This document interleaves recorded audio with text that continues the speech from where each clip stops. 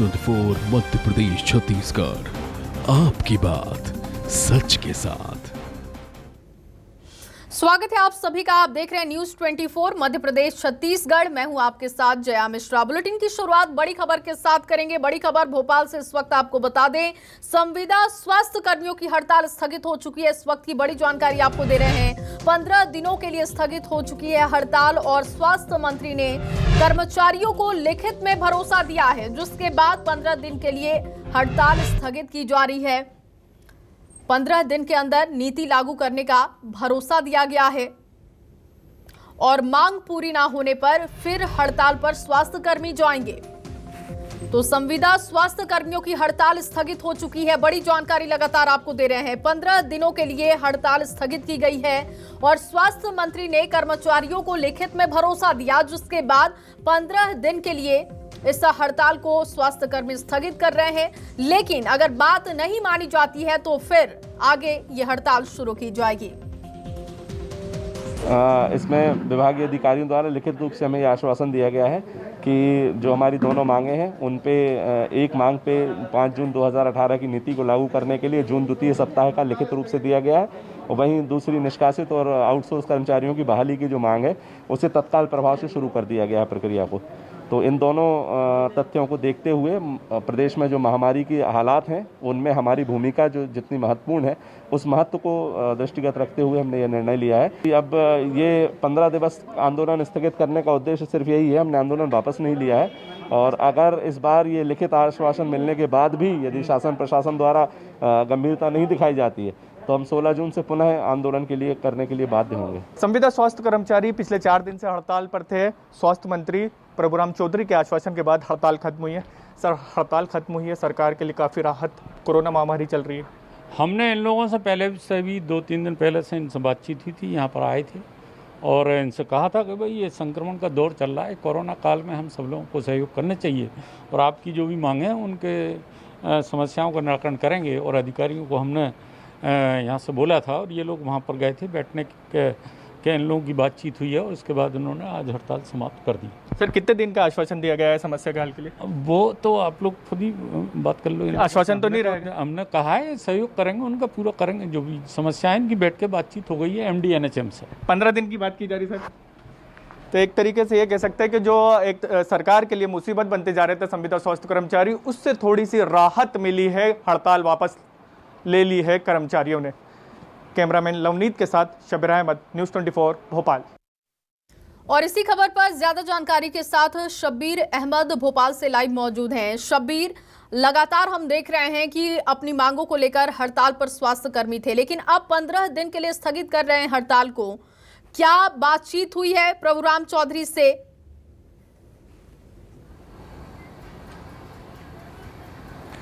बिल्कुल, 15 दिन के लिए स्थगित की गई है हड़ताल। पिछले 4 दिन से जारी थी और क्या कुछ चर्चा की गई है स्वास्थ्य मंत्री और NHM डायरेक्टर जो थी छवि भारद्वाज से, इन्हीं लोगों से जानते हैं। हमारे साथ काफ़ी लोग मौजूद हैं जो संविदा स्वास्थ्य कर्मचारी हैं। क्या मांगे, क्या चर्चा हुई आपकी और क्या कुछ हल निकला? संविदा स्वास्थ्य कर्मचारी की प्रमुख मांगें 2 थीं, जो 5 जून 2018 की नीति तत्काल लागू की जाए और जो हमारे साथी निष्कासित कर दिए गए थे उनको विभाग में वापसी हो, सपोर्ट स्टाफ की NRCM में पुनः वापसी हो। उसके लिए बहुत सकारात्मक तरीके से माननीय मंत्री महोदय जी ने ACS सर से बात करके और MD मैडम छवि मैडम से बात करके और अच्छी तरह से और सभी लोगों को मतलब हितों की रक्षा की है। कोरोना काल में हम सभी लोग मजबूरन 4 दिन से हड़ताल पे थे और काफ़ी हम लोग भी दुखी मन से हड़ताल कर रहे थे, परंतु माननीय मंत्री महोदय जी ने और ACS सर ने हम लोगों की व्यथा को सुना और जो जायज़ मेरी मांगे थी उनको पूरा किया है। और इसलिए हमने 15 दिन के लिए उन्होंने लिखित में मुझे समय दिया है कि 15 दिन में हम लोगों की जो मांगे हैं उसको पूरा करेंगे। इसलिए हम सभी लोग 15 दिन के लिए हड़ताल स्थगित कर रहे हैं। 15 दिन के लिए हड़ताल स्थगित करने की बात कही गई है आपकी तरफ से, आश्वासन मिला, लिखित आश्वासन तो कई मिल रहे 2018 से, तो उसमें से जो हमारे निष्कासित साथियों की वापसी और जो हमारे सपोर्ट स्टाफ है उनके NHM में बहाली, इनको तो तत्काल करने का निर्णय लिया है, लिखित में भी दिया है। लेकिन 5 जून 2018 की नीति के लिए माननीय ACS महोदय ने विश्वास दिलाया है कि मैं आपका ACS हूँ कि आपकी मांग को जायज़ है जल्द से जल्द पूर्ण करूँगा। 10 दिन का समय मांगा है, 15 दिन का समय मांगा है, तो स्थगित की है। और हमें विश्वास है कि हमारे माननीय अधिकारी और माननीय मुख्यमंत्री, यशस्वी मुख्यमंत्री महोदय हमारी इस व्यथा को सुनेंगे, क्योंकि विपरीत समय में हम ज़्यादा दिन हड़ताल पे नहीं रह सकते, क्योंकि समाज की सेवा करते हैं। क्या 15 दिन में जो लिखित आश्वासन दिया गया है नहीं पूरा होता है तो क्या फिर से हड़ताल पे जाएंगे आप लोग? जी, हमने जो पत्र दिया है उसमें स्पष्ट रूप से माननीय मंत्री महोदय को और विभागीय अधिकारियों को स्पष्ट किया है कि हमारी जो हड़ताल है वो वापस नहीं ली है हमने सिर्फ आंदोलन को स्थगित किया है। और यदि 15 दिवस के अंदर यह मांगों पे सकारात्मक कार्रवाई होती नहीं दिखाई देती है तो 16 जून से मजबूरन पुनः हमें हड़ताल हेतु बाध्य होना पड़ेगा, जिसके लिए संविदा कर्मचारियों को दोषी ना माना जाए। कहीं ना कहीं इसके लिए फिर शासन और प्रशासन ही जिम्मेदार होगा। चर्चा क्या हुई थी आप लोगों की? 4 दिन से बैठक चल रही थी, लेकिन आज ऐसी चर्चा में क्या निकला और इतने दिन से क्या हो रहा था? माननीय मंत्री महोदय द्वारा उक्त प्रकरण पर संज्ञान लिया गया और आपके संज्ञान के बाद ये हुआ कि 2 दिन पहले जब माननीय मंत्री महोदय ने हमें यहाँ बुलाया था, उसके बाद लगातार आपने एसीएस महोदय को, एमडी एनएचएम महोदया को ये कहा कि कर्मचारियों की मांगें पूरी तरह जायज़ हैं और चूंकि ये मांगें जायज़ हैं तो इन्हें पूरा होना चाहिए। और इसके बाद अधिकारियों द्वारा भी लगातार संज्ञान लिया गया, विभिन्न चरणों पर बैठक हुई और आज अंततः जब माननीय एमडी एनएचएम महोदया द्वारा बैठक की गई, उस बैठक में बिंदुवार इन चर्चाओं पर बात की गई। बात करके ये मैडम द्वारा स्पष्ट किया गया कि आपको जो है 15 दिवस के अंदर आपकी समस्त मांगों पर सकारात्मक कार्रवाई हम करके दिखाएंगे। वहीं एनएचएम में जो निष्कासित कर्मचारी और आउटसोर्स कर्मचारियों की फाइलों पर आज दिनांक को ही हमारे सामने स्वतः ही कार्रवाई करके उन्होंने ये स्पष्ट किया कि इन संबंध में किसी भी तरह से कोई भी कोताही नहीं बरती जाएगी। संविदा स्वास्थ्य कर्मचारियों की 2 मांगे थी और दोनों पर 15 दिन का आश्वासन मिला है। इसके कारण आंदोलन जो है 15 दिन के लिए स्थगित कर दिया है। अगर 15 दिन के अंदर समस्या का हल नहीं होता है तो फिर से हड़ताल पर जाएंगे। 4 दिन तक ये हड़ताल की गई थी, लगातार बैठक चल रही थी, लेकिन हमने शाम को ही न्यूज़ 24 मध्य प्रदेश छत्तीसगढ़ पर दिखाया था कि समस्या का हल हो सकता है और उस खबर पर मोहर लगी है देर रात। बिल्कुल, खबर का असर हुआ है शब्बीर, लेकिन अब देखना होगा कि 15 दिन के बाद स्थिति क्या रहती है। बहुत शुक्रिया फिलहाल आपका तमाम जानकारी के लिए। आगे बढ़ेंगे, मध्य प्रदेश में थमी कोरोना की रफ्तार और आपको कोरोना अपडेट अब बताते हैं। गुरुवार को सामने आए हैं 1977 नए मामले और एक दिन में 70 लोगों की इलाज के दौरान मौत हो गई है। बड़ी जानकारी इस वक्त आपको दे रहे हैं, कोरोना अपडेट मध्य प्रदेश का इस वक्त आप देख रहे हैं। मध्य प्रदेश में कोरोना की रफ्तार थमी है। गुरुवार को 1977 नए मामले रिकॉर्ड किए गए, एक दिन में 70 लोगों की मौत हुई है और अब तक 7,828 लोगों की कोविड की वजह से जान जा चुकी है। एक्टिव मरीजों की संख्या 38,000 के पार है। इंदौर में 577, भोपाल में 409 नए मामले दर्ज किए गए। ग्वालियर की बात की जाए 51 मामले, जबलपुर में 99 मामले रिकॉर्ड किए गए, उज्जैन में 41, रीवा में 31, सागर में 96, जबकि धार में 27 मामले रिकॉर्ड किए गए। तो पिछले 24 घंटे में स्थिति क्या रही है वो आपको बता रहे हैं। इस वक्त एक्टिव मरीजों की संख्या 38,000 के पार है। और अब खबर इंदौर से है, जहां इंदौर में सामवेर के सुपर स्पेशलिटी जीडी हॉस्पिटल को प्रशासन ने सील कर दिया है।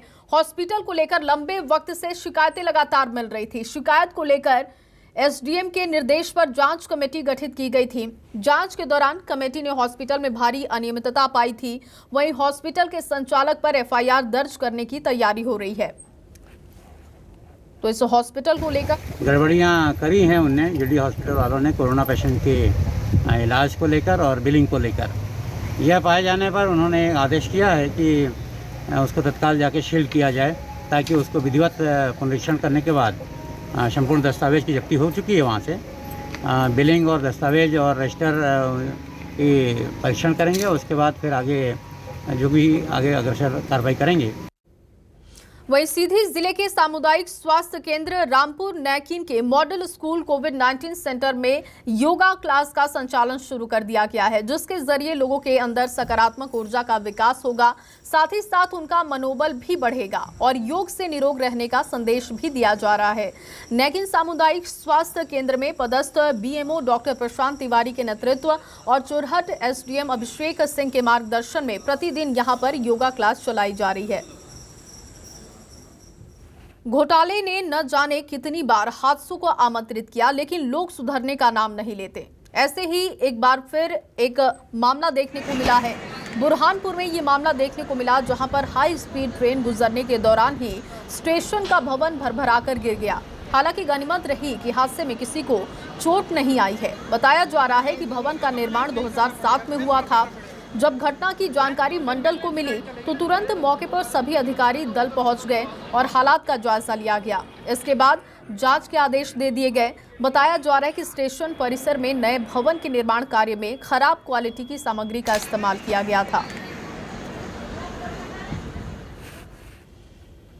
वहीं अशोकनगर में राज्य मंत्री बृजेंद्र सिंह का अलग ही अंदाज देखने को मिला। राज्य मंत्री बृजेंद्र सिंह ने गांव सुरेल में ट्रैक्टर चलाकर खेत की जुताई की है। वहीं मामले का वीडियो सोशल मीडिया पर वायरल हो रहा है। मंत्री ने अपने फेसबुक अकाउंट पर ट्रैक्टर चलाने का वीडियो साझा किया। आपको बता दें कि अशोकनगर में कोरोना पॉजिटिविटी दर इस वक्त में 5% से भी कम है।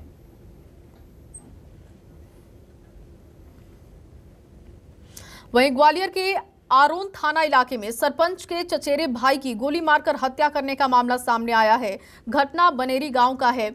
बदमाशों ने फिल्मी स्टाइल में मृतक के पिता को भी जीप से कुचलकर मारने का प्रयास किया। मृतक के पिता को मृत समझकर बदमाश मौके से फरार हो गए। पुलिस के मुताबिक सरपंच के घर काम करने वाले घरेलू नौकर से विवाद के बाद परिजनों और आरोपियों के बीच विवाद ज्यादा बढ़ गया। विवाद के बाद गांव के ही 9 हथियारबंद बदमाशों ने सरपंच के चचेरे भाई रामनिवास रावत पर ताबड़तोड़ फायरिंग शुरू कर दी। घटना में सरपंच के चचेरे भाई रामनिवास की मौके पर ही मौत हो गई, जबकि बचाव के लिए पहुंचे पिता को आरोपियों ने जीप से कुचलकर मारने की कोशिश की। फिलहाल घटना के बाद से गांव में तनाव का माहौल है। पुलिस का कहना है कि जल्द ही आरोपियों की गिरफ्तारी की जाएगी।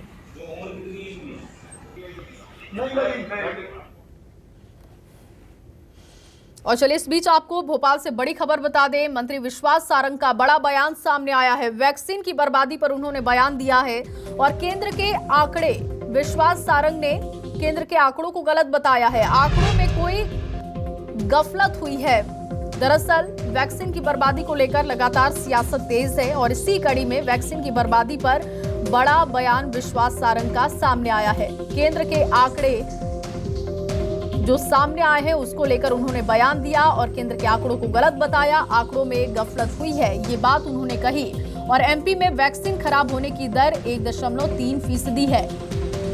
विश्वास सारंग का बयान आपको बता रहे हैं। वैक्सीन की बर्बादी पर उन्होंने ये बयान दिया है। दरअसल लगातार वैक्सीन की बर्बादी को लेकर सियासत हो रही है मध्य प्रदेश में, छत्तीसगढ़ में, और इसी कड़ी में केंद्र के आंकड़ों को लेकर विश्वास सारंग ने बयान दिया है। क्या कुछ उन्होंने कहा है, सुनते हैं। आज मैंने अधिकारियों से कहा है कि क्योंकि हमारे हिसाब से 1.3% का वैक्सीन का वेस्टेज है, केंद्र सरकार के आंकड़े इसमें कुछ अधिकता बता रहे हैं। अब क्योंकि कहीं हो सकता है कहीं हमारी कम्युनिकेशन में दिक्कत हुई हो, वहाँ पर हमारी बात पहुँच नहीं पाई हो। आज मैंने अधिकारियों से कहा है कि केंद्र सरकार के जो स्वास्थ्य मंत्रालय के अधिकारी उनसे बात कर ये आंकड़े ठीक किए जाए। तो विश्वास सारंग का बयान आपने सुना। वैक्सीन की बर्बादी को लेकर ये बयान उन्होंने दिया है। केंद्र के आंकड़ों को उन्होंने गलत बताया है और उन्होंने कहा कि कोई दिक्कत हुई हो गई आंकड़ों को देखने में, एनालाइज करने में। ऐसा नहीं है, जो बर्बादी की बातें सामने आई है वो सही नहीं है। और वैक्सीन की बर्बादी पर उन्होंने बड़ा बयान दिया, जो कि हमने आपको सुनवाया भी। शब्बीर अहमद ज्यादा जानकारी के साथ हमारे साथ मौजूद हैं भोपाल से। शब्बीर, लगातार वैक्सीन की बर्बादी को लेकर अब सियासत देखने को मिल रही है। हालांकि देखिए, छत्तीसगढ़ की अगर हम बात करें तो वहां पर समझ सकते हैं कि केंद्र और राज्य में सरकार अलग है तो राजनीति हो सकती है, लेकिन यहां पर आंकड़े गलत है, विश्वास सारंग ने ये माना। बिल्कुल, एक तरीके से कह सकते हैं कि दोनों राज्यों, मध्य प्रदेश की बात करें या केंद्र की बात करें, दोनों तरफ बीजेपी की सरकार है, लेकिन वही केंद्र की तरफ से जो आंकड़े पेश कर रहे हैं वो राज्य सरकार के लिए मुसीबत बनते नजर आ रहे हैं। लेकिन जो केंद्र की तरफ से आंकड़े पेश किए गए वैक्सीन की बर्बादी को लेकर, उसको सीधे से नकार दिया है चिकित्सा शिक्षा मंत्री विश्वास सारंग ने। और उनका साफ तौर पर कहना है कि हमारे रिकॉर्ड के हिसाब से जो मध्य प्रदेश में वैक्सीन खराब हुई है वो 1.3% खराब हुई है। यानी जो केंद्र सरकार का आंकड़ा है उससे उन्होंने मना कर दिया कि ऐसा कुछ भी नहीं है। लेकिन उनका साथ साथ ये पहली बार नहीं है कि वैक्सीन को लेकर लगातार लगातार सवाल उठ रहे हैं। वैक्सीन की कमी को लेकर भी विपक्ष लगातार सवाल उठा रहा है और वैक्सीन की बर्बादी को लेकर भी सवाल उठा रहा है। और उन सबके बीच केंद्र सरकार ने जो आंकड़ा पेश करा है और मध्य प्रदेश सरकार ने जिस तरीके से नकारा है, तो आने वाले समय में मध्य प्रदेश में यह तय है कि वैक्सीन की बर्बादी को लेकर सियासत गर्माती हुई दिखाई जी, लेकिन देखिए शब्बीर सवाल तो इस बात को लेकर भी उठेगा ना कि अगर छत्तीसगढ़ में इस तरीके की बातें सामने आई तो बीजेपी की तरफ से ये बात कही गई कि सियासत कर रही है प्रदेश की सरकार, लेकिन जब केंद्र में भी बीजेपी, राज्य में भी बीजेपी और आंकड़ों को झूठा बताया जाए, गलत बताया जाए, तो फिर क्या सवाल विपक्ष नहीं उठाएगा? बिल्कुल विपक्ष सवाल उठाएगा और विपक्ष को एक मौका भी दिया जा रहा है, ये कह सकते हैं सत्ताधारी दल जो बीजेपी है, क्योंकि केंद्र में भी बीजेपी की सरकार है, राज्य में भी बीजेपी की सरकार है और उस बात को वो सिरे से नकार रही है राज्य सरकार। केंद्र की तरफ से जो आंकड़े पेश किए गए हैं उसमें वैक्सीन की बर्बादी ज्यादा दिखाई गई है। वहीं चिकित्सा शिक्षा मंत्री ने साफ मना करा है कि हमारे वहां पे वैक्सीन सिर्फ 1.3% आई है।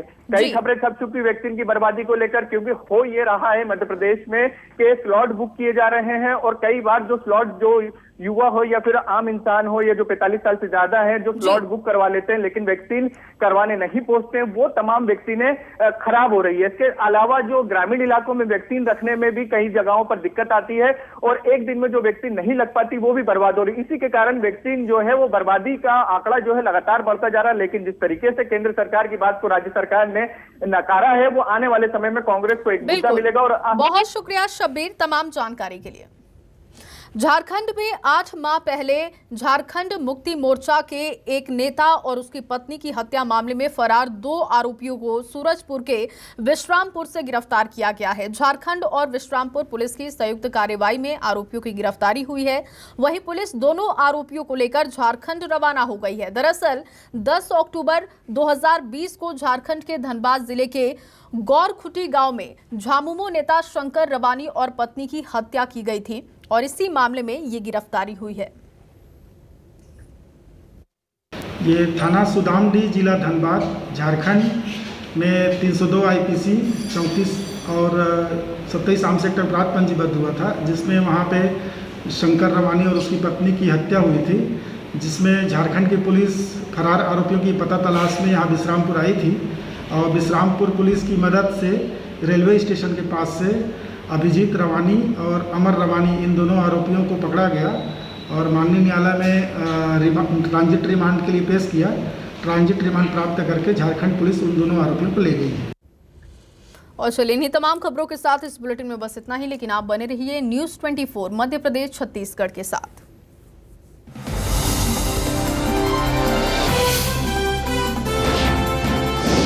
न्यूज़ 24 मध्य प्रदेश छत्तीसगढ़, आपकी बात सच के साथ।